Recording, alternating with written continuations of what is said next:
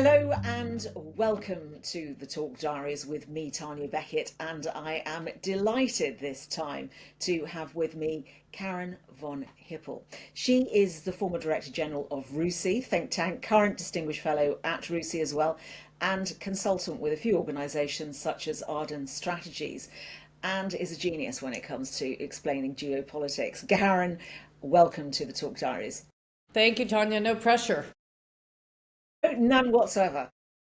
Well, there is quite a bit of pressure, isn't there, actually, I suppose, because we have been through this year, 2025, in which the paradigm for geopolitics has shifted very fundamentally. So we're going to talk, if we can, about a couple of conflicts, notably Gaza and Ukraine, a bit later on. But first of all, your take on, at the end of this very tumultuous year, how we see the paradigm in the security world to have shifted. Yeah, so it has been a tumultuous year, but in fact, the changes have been underway for some time. We've been in this post-World War II order for decades, a very more predictable. For a time, it was binary, U.S. versus the Soviet Union, and then we had the post-Cold War world where the United States was the sole superpower. We've been shifting away from that with the rise of China, with a more multipolar world, and that's been going on for some time, actually. But I think Donald Trump, as president both times, has proven to be an accelerant. And so he's poured fuel on that, on those changes that were already happening, and they're moving much quicker. So this time around, since he took office in January of this year, they've been going, on all fronts, basically domestically and overseas, some good and some bad. And I think we'll talk about some of the attempts that they're trying to make. But the real important thing to remember is that we're no longer going to be in a more predictable binary world. It's going to be far more complicated. There'll be shifting alliances. There won't be any really reliable structures like we had in the past. And we just all have to get used to that. I don't think it's necessarily a bad thing, but it's the shift that we're going into. And then, of course, all of this has been, let's just say, exacerbated or changed significantly by the increases in advanced technology. So there's so many forces impacting us at once, and it's sometimes hard to disaggregate which ones are the most important. Would it be fair to say, if we were to try to disaggregate them, that one of those is that we were in a value-based system? So you mentioned the Cold War and the end of World War II. There were values that underpinned that liberal democracy good, autocracy bad, and control bad, and capital, a capitalist society good. And now we've seen blurring of those lines, such that when, if I look at the Ukraine conflict and you see Putin on one side and Ukraine and the EU and the rest of Europe on the other side, there is definitely a junction of values there. And Trump has sort of come into the middle and said, well, actually, those lines are blurred. Is that one way of describing it? Yeah, I think that's a very important caveat to this, because especially with Donald Trump as president, he's not going to promote any values. He's completely transactional, and for him, it's all about resources and funding. And so a lot of people would even say there's a lot of corruption going on in the White House in terms of the way he's treating this. But certainly he's transactional, and he doesn't care about alliances. He doesn't care about partnerships. He doesn't care about, about issues that every other American president from both sides of the aisle has cared about for a very long time. And the other point that you're bringing up here is, as you say, he's transactional, so he sees it in financial terms. The other point is this one of technology, and that again is very evident in the Ukraine war as to how that war is being fought with the use of drones and missiles and so on. Yes, I mean, and wars often prove to be a spur for innovation, of course, especially for those that are in an existential crisis like the Ukrainians. They've proven to be incredibly resilient, but of course so have the Russians. And if you even look at the drone warfare that you just mentioned, the innovation in drone technology has increased so much over the last 3 or 4 years that now the Ukrainians will do something or the Russians will do something, and within 2 weeks, some sort of counter innovation will happen. And so I think it'll be very hard for traditional defense companies that are thinking about how do we capitalize and invest in this space to invest too much in the current technology because it's moving so quickly. And also, then, when we look at Gaza and we talk about values, that again is a clash of values, isn't it? That there is one life value system and there is another, and the two have never really been able to reconcile, certainly not in recent years, in any meaningful way. And I suppose you could argue it depends where the rest of the Middle East falls into that. Do you mean between the Israelis, Between the Israelis and the Palestinians, yes, but Yeah. also, I look at other countries in the region and ask myself, so to which side are you on in terms of how you see the world? And it seems to me that there have been, we know because of the Abraham Accords, attempts to try to Yeah. reconcile with Israel and share values more, and that is not what's been happening in Gaza, of course.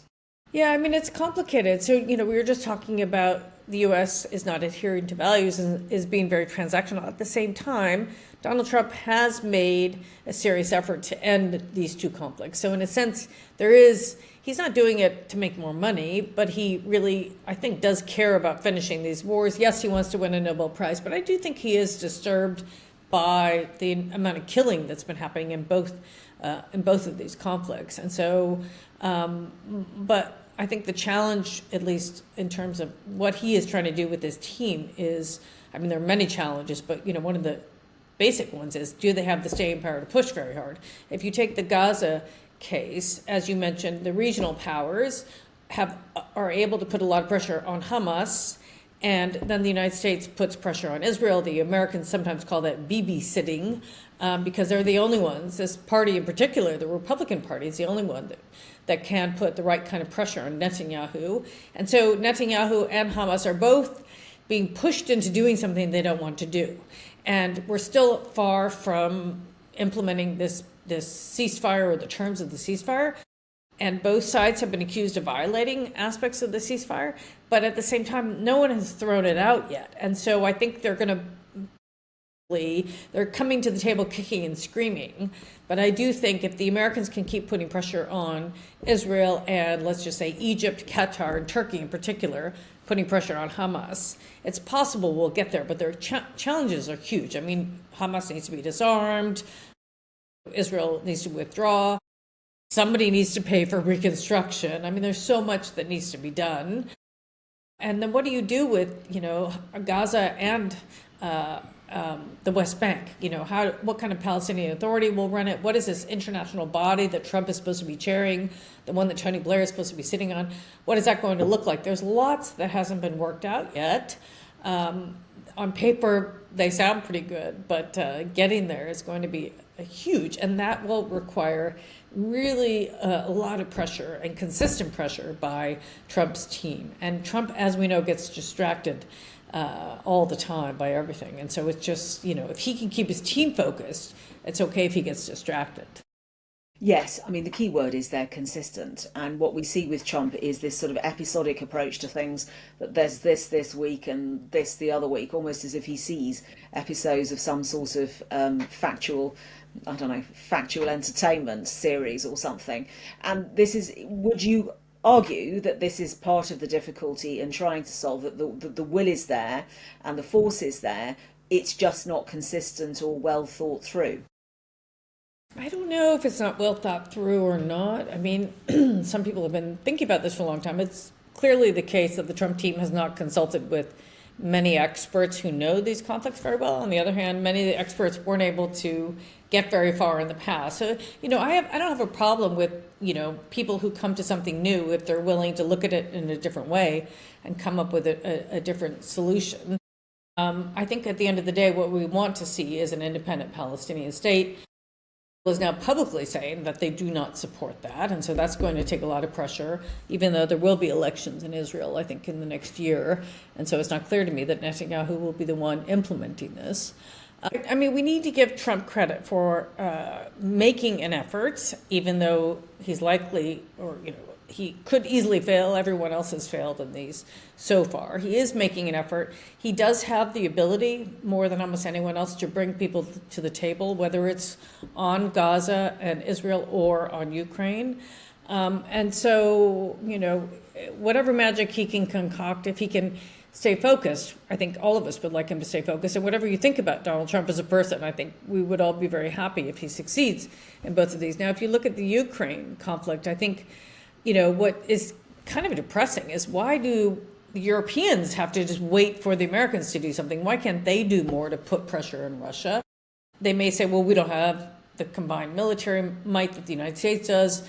But they certainly could be doing more instead of scurrying around and reacting every time something comes up that the Americans develop, often, that may be too pro-Russian, as this last attempt has been. But I do feel like the Europeans and the Brits should be doing a lot more with the Ukrainians to try to end this war. But that again is an example of where Trump sort of strips out the underlying values. The European approach to this cannot be allowed to happen because it will undermine the integrity of Europe.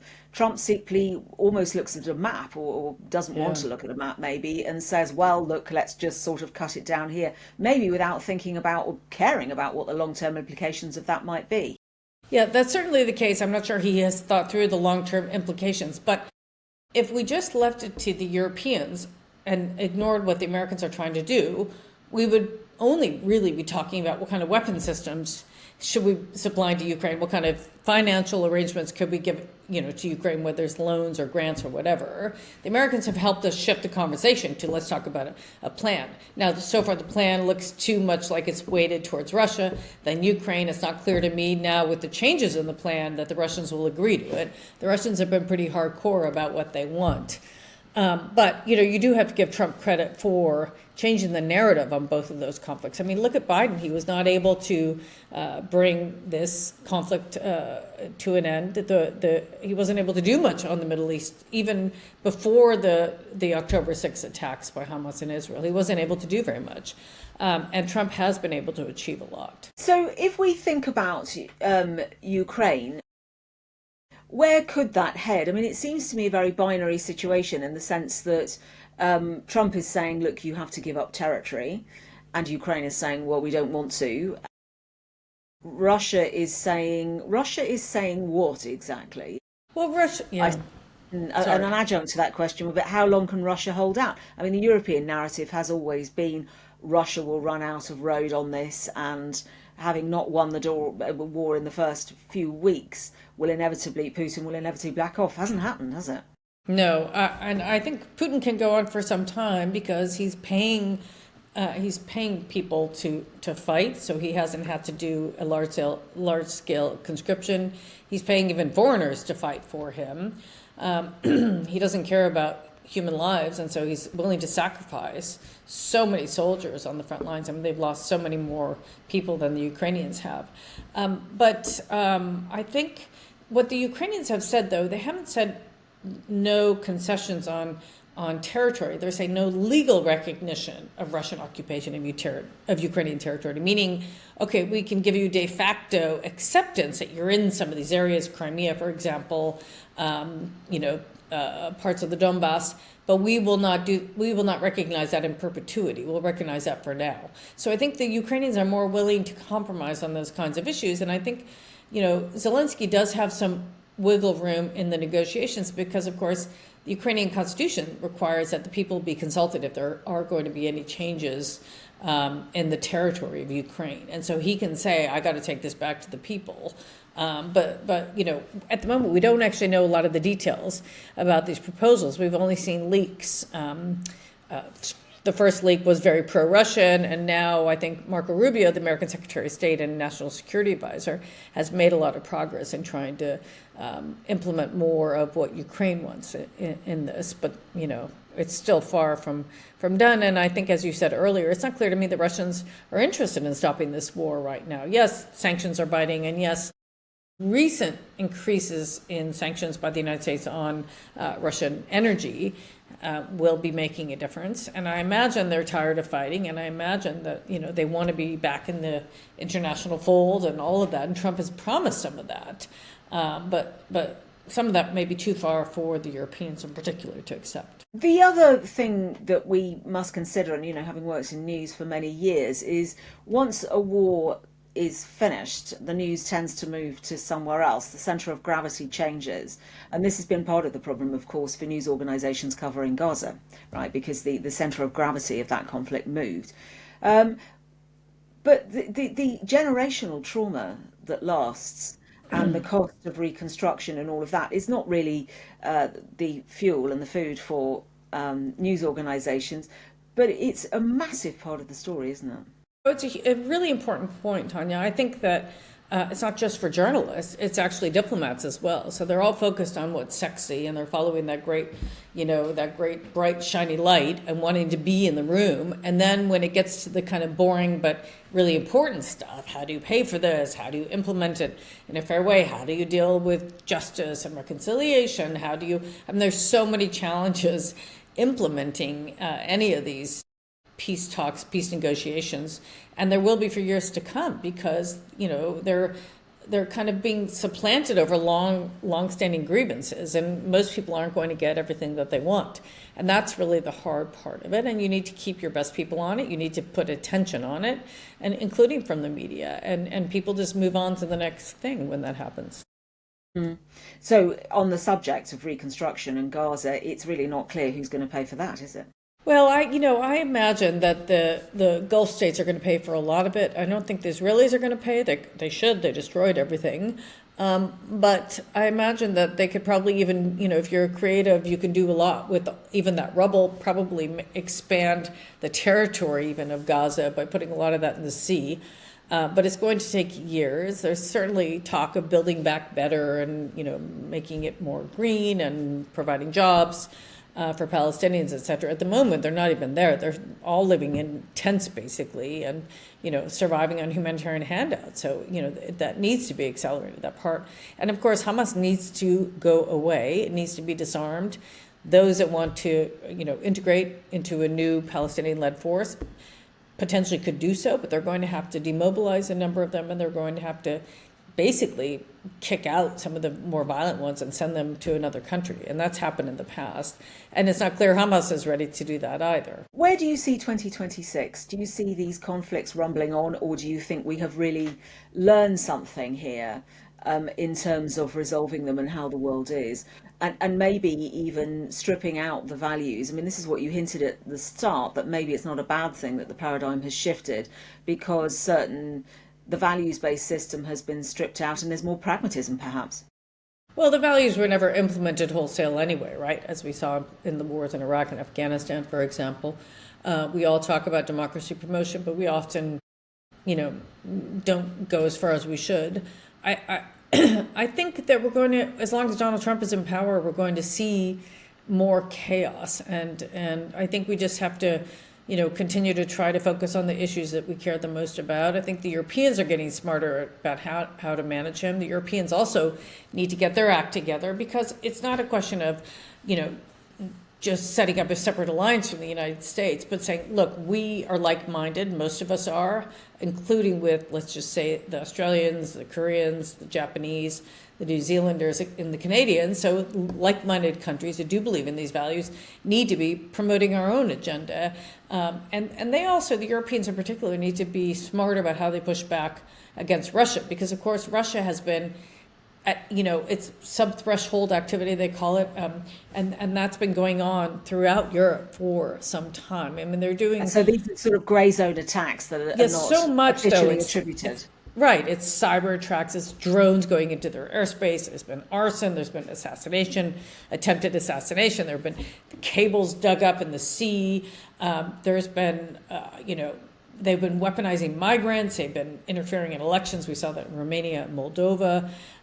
There have been shadow NATO vessels, and the Europeans now are finally talking about doing more. I mean, if you listen to the Germans and the Swedes, they both will say, we're neither at war nor we're at peace. And so that's actually a significant change.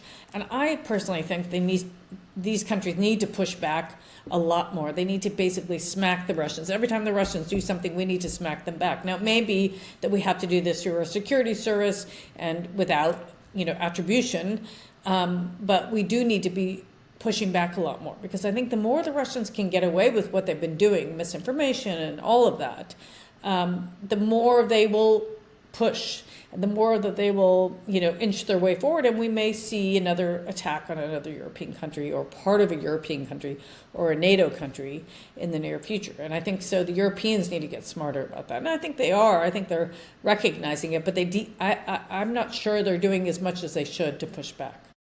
So just finally, do you think that what we'll see in 2026, one of the things we'll see in 2026, is Europe taking control of the narrative, and particularly in the context of Ukraine? I'm not sure. I would love to say that would be great. I would love to say that Russia and Ukraine are going to agree on something, but I'm just not sure at the moment that the Americans will provide the right kind of security guarantees for Ukraine, and that if Russia violates some sort of ceasefire, that the Americans will do anything about it. So I'm afraid I think that this war might continue for some time, but don't forget that we're often surprised by other things that happen, and so we may be facing new threats next year. So I don't think it's going to get any safer for any of us. I think we need to get smarter about how we think about threats. AI is going to be used in all sorts of crazy ways. I wouldn't be surprised if we don't see an armed drone attack in one of our countries, and some people get killed that way. And I don't know how we're going to respond to something like that. So I think there's a lot to be worried about. And I'm not sure that the Trump administration cares that much about managing those kinds of threats for partners and for the United States together. In other words, the Americans are just thinking about America, and they're not thinking as much about their alliances. And so I don't think we're going to be any safer for some time. I think it may be until we have another type of American leader from either party, but one that actually does care about partnerships and alliances. Hippel, thank you very much indeed. It's kind of a depressing ending, wasn't it? It is a little bit, but we'll hang on in there, right? Karin, thank you.